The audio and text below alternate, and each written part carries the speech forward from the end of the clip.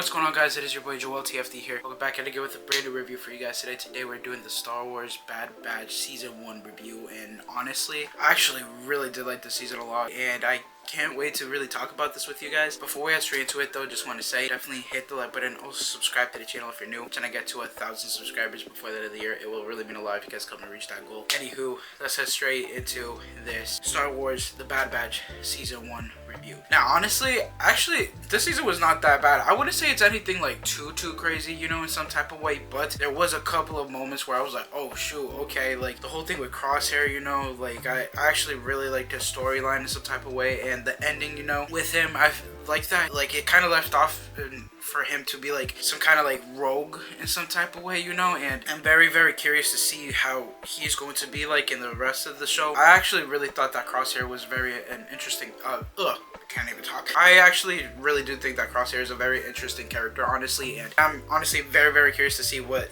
it's going to look like, honestly, in the rest of the show. The stuff with Omega too, honestly, I will admit there was times when Omega was kind of annoying for me personally, and like it's kind of like, bro, like more stuff with her and everything, but there's moments where I was kind of like, okay, not too shabby, you know, not too bad, you know, like I like her like whole like brotherly chemistry with Wrecker, honestly. I like how those two are like very close to each other in some type of way, honestly. I just think that's honestly very cool, and I just really like the whole like brotherhood in this, honestly, like how they're very like no one gets left behind in some type of way, you know, besides the moment when Hunter got captured basically at the end of the season. I thought that was actually pretty cool, honestly. Like this whole thing, honestly, at the end I actually thought was actually really cool. I'm very curious though to see like where they could go with this in some type of way, you know. Like I cannot think of like any ideas besides Crosshair's character, you know, of like how they can like push forward with this in some type of way, but I'm very, again, just curious to see what could happen with that. Again, I really like the brotherhood stuff about this show, honestly. Like I really do like it. I feel like there's like a couple of episodes where I really did like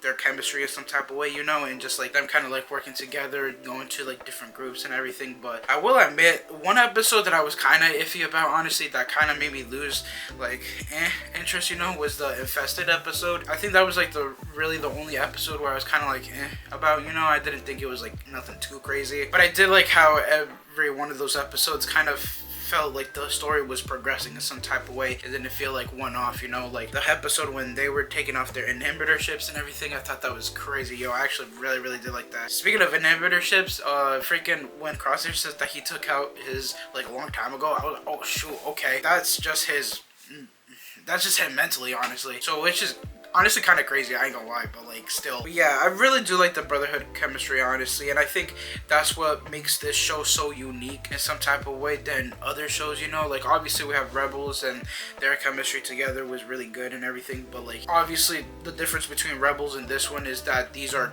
clone troopers that basically like go against what they were meant to do, honestly, and they decided to choose their own path, while as in Rebels, obviously they are building a rebellion, you know. So I really do like this show a lot, honestly.